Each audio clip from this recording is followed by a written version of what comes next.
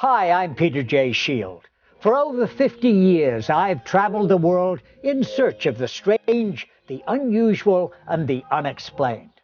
But in fact, it was right here in Malta in 1956 that I got my first taste of archaeological mysteries and a lifelong desire to uncover the mysteries surrounding the nature and origins of man. Since then, I visited over 30 countries in search of the unexplained. It was right here, however, to this unique and intriguing island of Malta, that I always wanted to return. In this series, we'll attempt to uncover some of the fascinating and unique mysteries of this historically rich island and to reveal them to the world at large. I'll examine much that still remains unexplained as we visit the archaeological sites and historical locations which abound on this island of mystery and intrigue. We'll look at the temples of Zabuj and Mja, and the earliest of them all, Gozo's Gigantea. Best known, of course, are those at Tashin and Hajaim. These amazing structures that seemingly sprang from nowhere, megaliths that predate history itself, and are older than such world-renowned sites like the pyramids and Stonehenge. But this was not the beginning. It was nearly 2,000 years earlier. We have evidence of man's presence right here at Ghar Dalam, the Cave of Darkness. This remarkable cave holds the key to man's first setting foot on what is now known as the Maltese Islands. At that time, they were joined to the mainland. We're talking, I think, 5,200 BC. That's over 7,000 years ago. By examining the different fossils contained in Malta's geological strata at different times and varying depths, we'll learn of a remarkable species of animal life and unique plants. During the Ice Age, the last of which ended, I guess about 12,000 years ago, Malta and Sicily were connected. When an ice age occurs, a significant amount of seawater is incorporated into polar ice masses. It results in a drop of sea level. When the ice melts during an interglacial period, the sea rises again. This is what we believe happened about 12,000 years ago.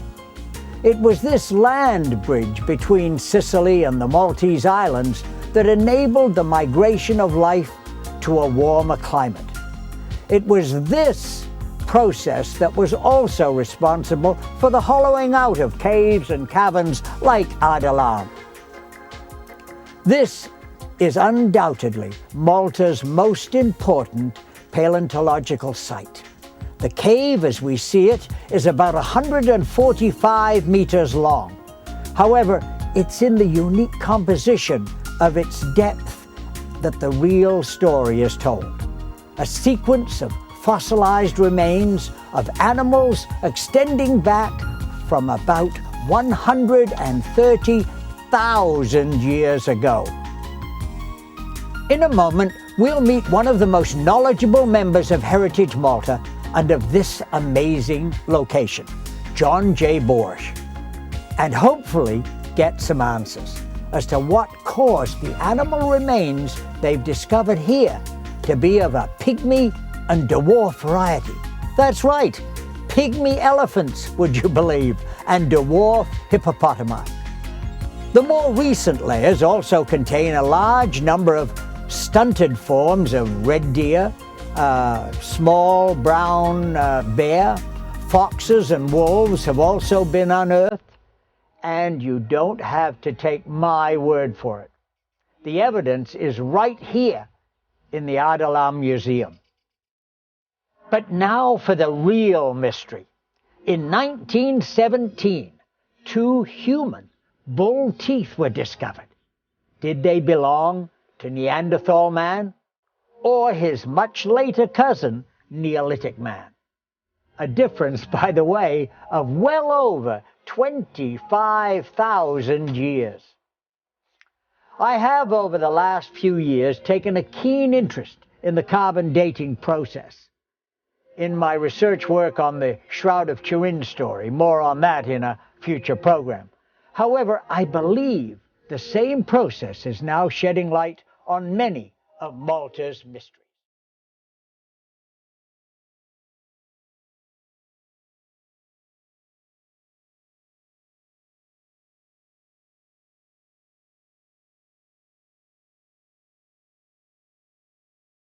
I'm standing here in the museum at Ghar Dalam with John J. Borsch, Heritage Malta's executive in charge of sites and collections.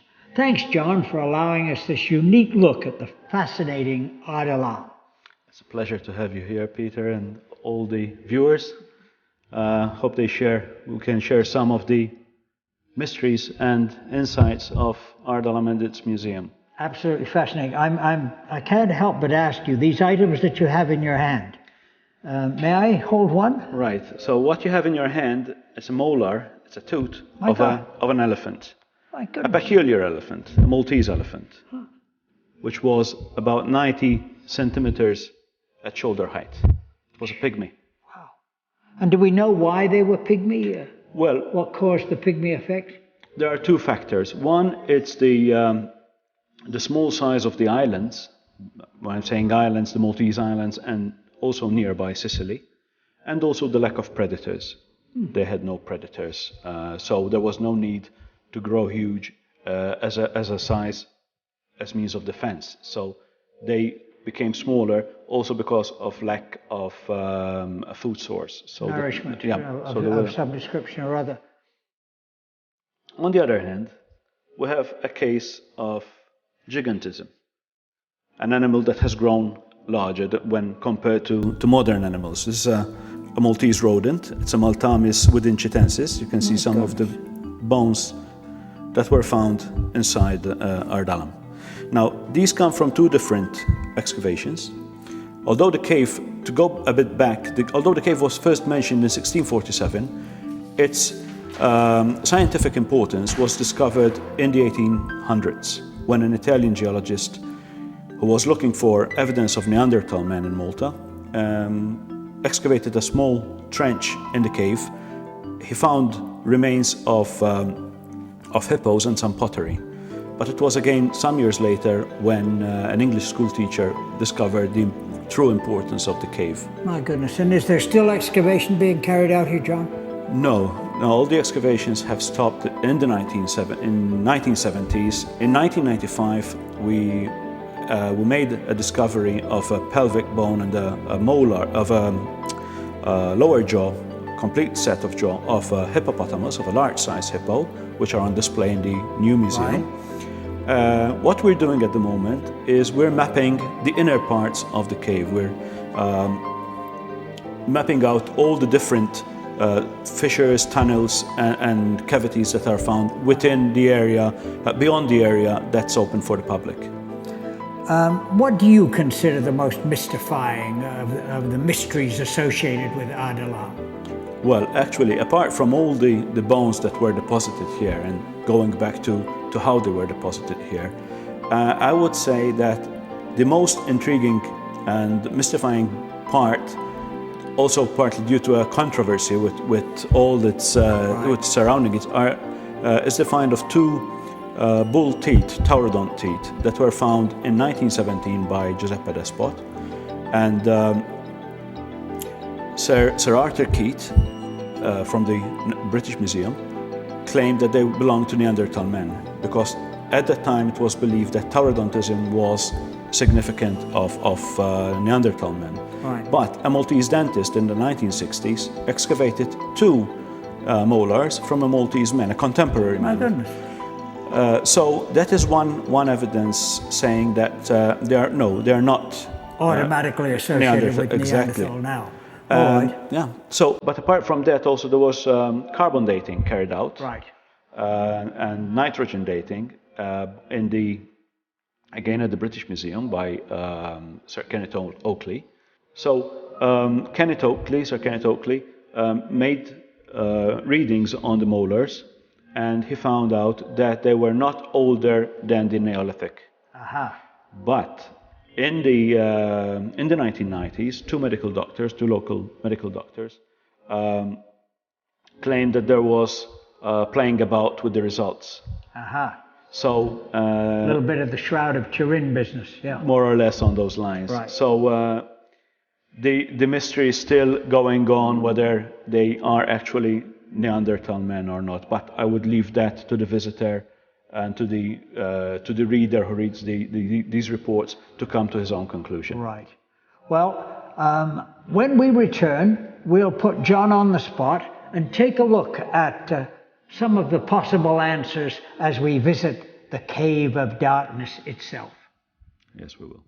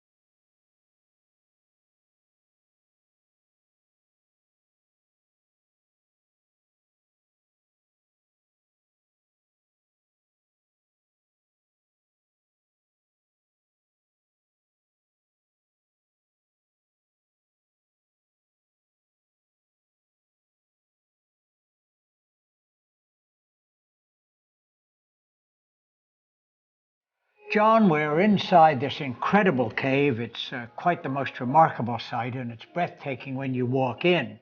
And no doubt you're going to take us through it, and we'll have an opportunity to learn a little bit of the facets that are so fascinating here.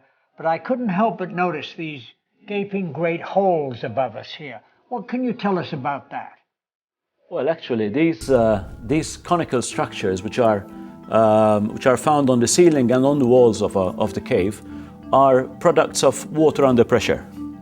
Right. Where you have water under pressure percolating in, it creates these conical structures. Typical conical structures on the ceiling. More peculiar are these structures over here, which we call the ribbing formation, of course, because they remind us of ribs. Of ribs, a rib cage, yeah. Yeah, and that's water seeping in from outside. Water seeping in from outside under immense pressure. It's the same thing when you have a balloon, you prig a balloon, the water coming out of the balloon trickles, if it's not under pressure, but once you start pressuring it from both ends, water spurts out. Yeah, right. So that's basically the same structure that was taking place here. And was water a problem here at Ghar Dalam as the excavations were taking place, or? No, not really, because it's been a dry cave since it was separated from the valley itself and the other end of the cave. It has been quite a dry cave, humid with regards to the humidity of the Maltese islands, but otherwise very little water has been coming in. Well, why don't we go down into the cave and you can show us some of the pholastic remains. John, when we first entered the cave, not today, but on our previous walkthrough, you picked up a piece of bone from the floor of the cave, which you advised me was, I think, a hippopotamus. Yeah, exactly. A bone. Are there any other sites in the world that you're aware of where the public can get so close to history of this magnitude? Well, although in the Mediterranean you have quite a number of sites ranging from Gibraltar all the way to the Middle East.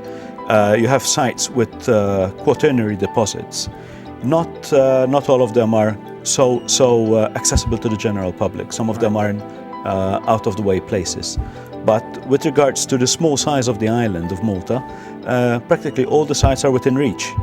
And here they are an excellent example of the closeness of the site to the general public. Certainly in all the years that I've been traveling the world and looking at the strange and the unusual, I've never been able to get this close to Malta history as we see it here laid out before us. We're looking and standing next to an area in the cave. Tell us a little bit about what we're looking at below us here, John. Well, actually below us what we have is about 1 meter thick of bone. This is what we call bone breccia. So basically all you see, all that material down there, it's bone in matrix. Matrix, it's mud which has solidified due to percolation of water. So we have the majority of the large bones you see over there are hippo bones. For example, there's a tusk, a piece of a tusk down there, and some foot bones and leg bones. So it's in some places it's over 1 meter deep with bone breccia still in situ, still in place. And is this one particular animal we're looking at here, or a multitude of different No, it's species? a multitude of species, of individuals. Okay. Okay.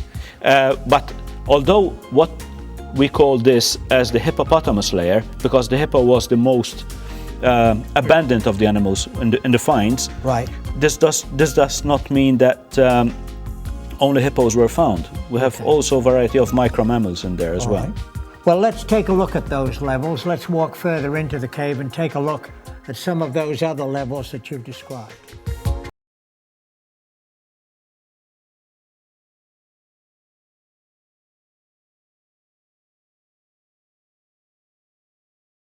John, in talking about the various layers and the quantity of bone that's on display all around us, is that unique here in Malta? Is there anywhere else that would have this amount of variety and content? Well, it's certainly unique in the Maltese Islands. No other site has produced such a huge amount of bones. There are some sites, maybe in Sicily, in the Palermo area, where they have caves with huge amounts of bones, which had been discovered, but with not such a diversity of animal species that we have in one place as we have here. Right. These levels that we see indicated here, very, I guess, very informative for anybody coming through to look. Well, can you tell us a little bit about the structure here? Right. In fact, we have been very lucky. The people who excavated the site here in previous years had the foresight to leave us a stratigraphic wall to get an idea how and from where each animal or each remain was found.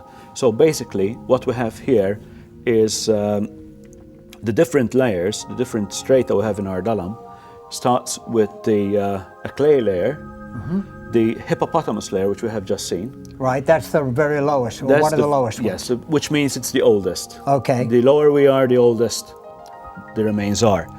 Then we have a pebble layer. Right. With no animal bones. So only pebbles were washed inside the cave. On top of that, we have different fauna altogether, meaning also different time period in geological history, and what we call the deer layer. Okay, that's indicated which here. is basically this part we see over here, which is in some places over 1.5 meters thick. Right.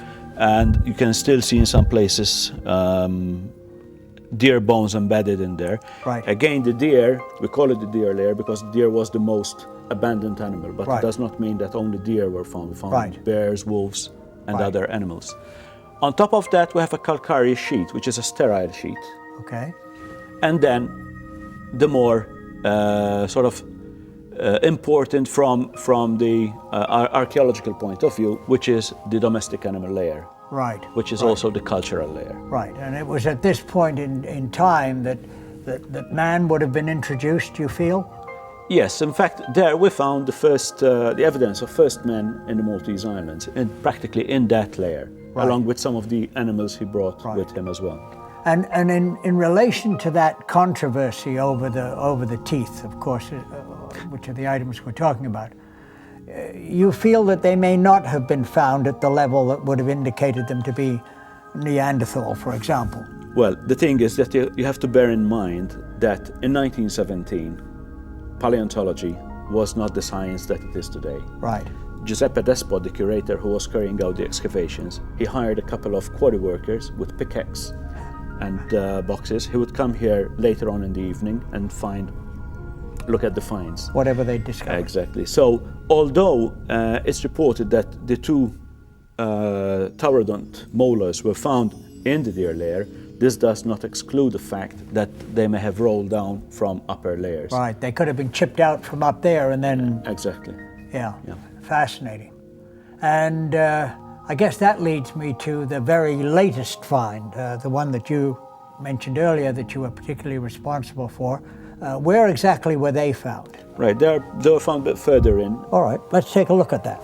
John, the two items which were the most recent find that you told us a little bit about earlier, just recap, if you will. How did they get discovered? Well, actually, they were discovered quite by accident. I was down here with the former curator of the place, and we were looking at some what appeared to be bat droppings.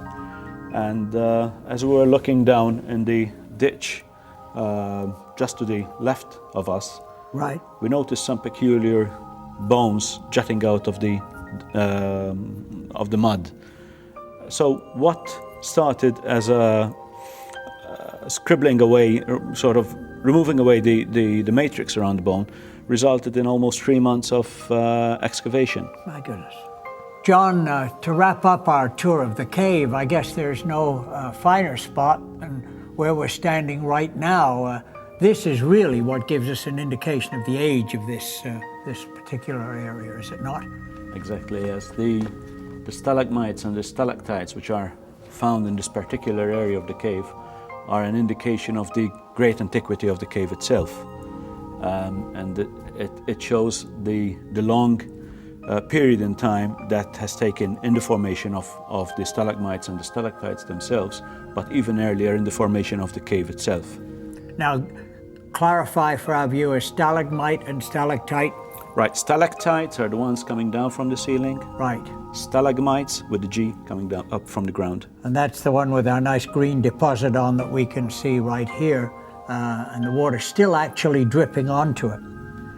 I can't leave without noting, and I hope our cameraman can grab this for us, on the far wall over there are the initials GD. Were they put in there by some... well, yes, actually it's graffitist? Quite... Nothing. Well, he was, in a sense. I mean, the thing is that in the early years of the 20th century, archaeologists used to leave their initials behind, sort of, I excavated here, I was here, I did this. GD, in this case, stands for Giuseppe Despot. He was the first curator of natural history. He carried out a series of excavations.